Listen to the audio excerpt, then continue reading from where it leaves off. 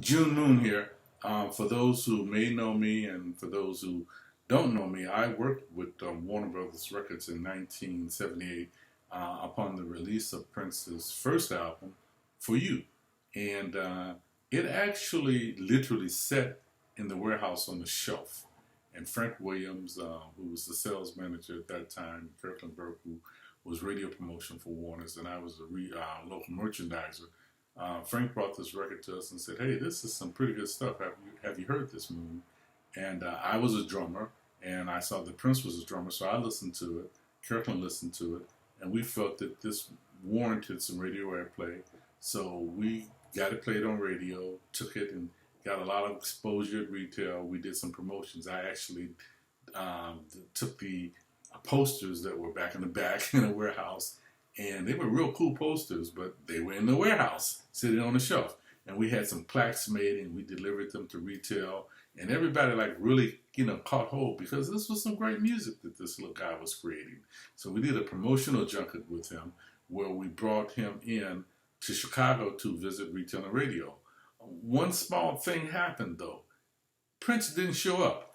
His managers, Owen Husney and Stanley Bethel, came in to represent Prince because at that time, being as obscure and unknown as he was, he didn't do promotional junkets. So we had to take Stanley Bethel and Owen Husney around to radio stations, and it was really a very interesting junket.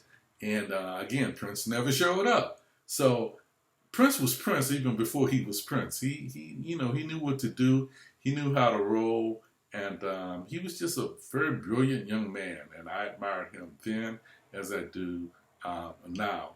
And some questions were thrown around today about the sales this past weekend, the weekend preceding his death.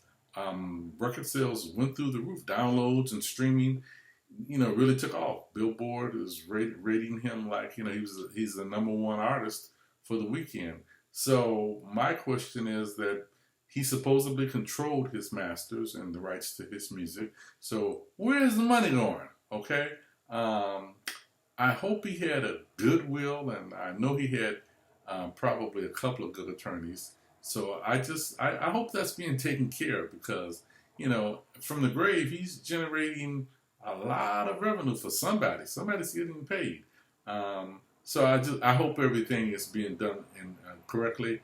And God rest his soul. He was a great guy, and bless his family. And we all were blessed by him. And just keep his family in your prayers.